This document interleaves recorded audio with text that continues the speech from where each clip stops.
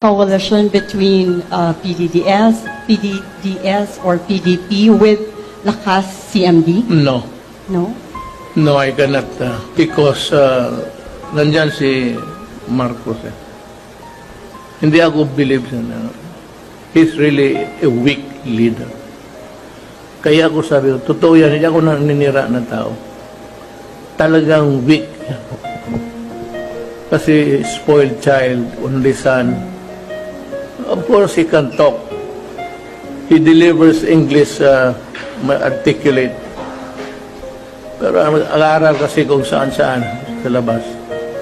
Pero kasabihin mo, may crisis, gano'n.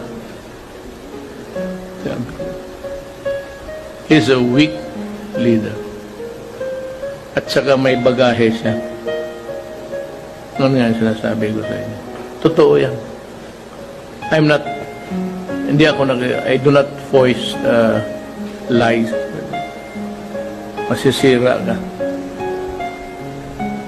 Pero bantay ka yan. Kamali ang Pilipinas na.